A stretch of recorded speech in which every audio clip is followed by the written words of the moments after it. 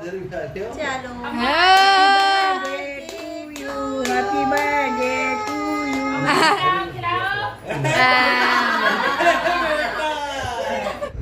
तो हेलो दोस्तों, कैसे हो आप सब। आई होप आप सब ठीक होंगे और मैं भी ठीक हूँ। तो आज मेरे बेटे को 6 मंथ कंप्लीट हो गए थे, तो हम लोगों ने सोचा क्यों ना उसका एक छोटा सा प्यारा सा बर्थडे सेलिब्रेट किया जाए।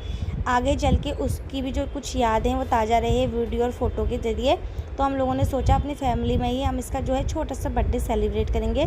तो उसके लिए हम सबसे पहले मैं, मेरे हस्बैंड, मेरी बेटी आ गए थे अम्मा वाले रूम में। आप सभी को पता है हमारे जितने भी प्रोग्राम होते हैं नीचे ही होते हैं, क्योंकि अम्मा ऊपर चल के आ नहीं सकती है। तो हम लोग यहाँ पे आ गए थे डेकोरेशन करने के लिए। हमने सोचा था कि हम कुछ ज़्यादा डेकोरेशन नहीं करेंगे, थोड़े से ही बलून वगैरह लगाएंगे। तो यहाँ पे हमें 6 तो मिल गया था, लेकिन मंथ का हमें नहीं मिल पाया, तो हम लोगों ने खाली 6 ही लगाया था। हम लोगों ने दिन में ही डिसाइड किया था कि इसका कुछ इस तरीके से हम बर्थडे सेलिब्रेट करेंगे।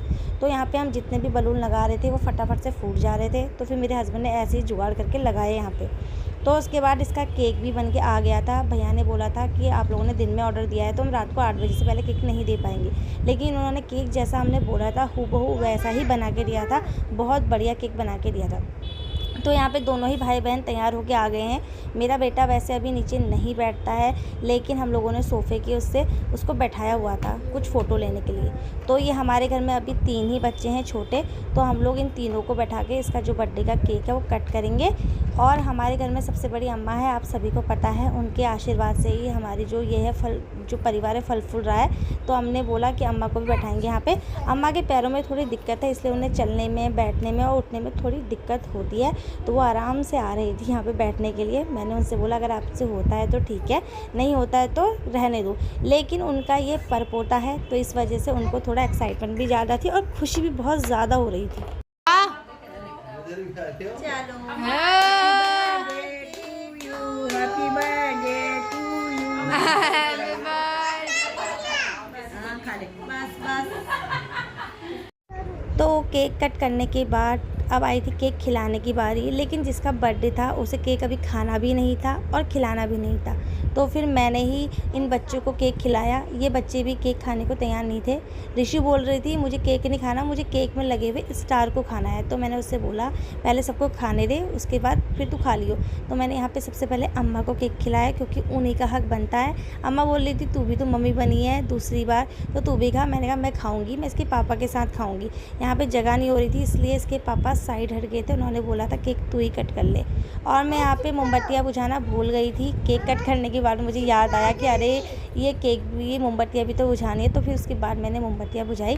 तो यहाँ पे जीवा आ गई थी। मैंने जीवा से बोला कि आप थोड़ा सा केक लो और भैया को खिलाओ। तो वो क्या करती है, वो थोड़ा सा केक तो लेती है। तो इसी तरीके से हंसते हंसते हमारा जो बर्थडे सेलिब्रेशन था वो थोड़ा और आगे बढ़ा। उसके बाद बारी आई थी ऋषु की। ऋषु ने बोला था मैं भी खिलाऊंगी। ऋषु थोड़ी बड़ी है तो थोड़ी समझदार भी है, जो उसे बोलते हैं वो करती है। तो अब उसकी बारी थी कियान को केक खिलाने की।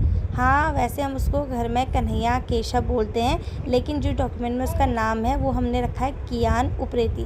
तो यहाँ पे उसे केक खिला रहे थे। अभी उसे खाना नहीं आता, अभी हमने उसकी जो डाइट है वो स्टार्ट नहीं करी है। अब इसके बाद से हम लोगों ने सोचा है कि हम लोग उसका धीरे धीरे खिलाना उसको स्टार्ट करेंगे। तो यहाँ पे नहीं खा रहा था, उसने भी मुँह बना दिया था। तो अब आ गए थे हमारे कन्हैया और ऋषु के पापा, मतलब मेरे हस्बैंड आ गए थे। केक को कट करते टाइम तो मैंने बच्चों को बैठा के मैंने केक कट किया था, लेकिन अब वो आ गए थे। और हमारा बेटा बिल्कुल भी फ़ोटोज़ केक भी अच्छी नहीं आ रही थी, वो देख भी नहीं रहा था। वो अपनी दोनों ही दीदियों को देख रहा था, वो दोनों उछल कूद कर रही थी, तो उसे भी ये सब चीज़ें पसंद है। तो अब उन्होंने मुझे केक खिलाया, मैंने उन्हें केक खिलाया, और वो कन्हैया को भी केक खिला रहे थे, लेकिन वो बिल्कुल भी नहीं खा रहा था। तो हमारी बात आप सभी को पता है, हमारी जॉइंट फैमिली है। फैमिली के सारे ही मेंबर धीरे धीरे करके कन्हैया के बर्थडे पे और उसे केक खिलाने आए थे नीचे। तो यहाँ पे मैं कन्हैया की जो टोपी है केक कट करते टाइम पहनाना उसे भूल गई थी।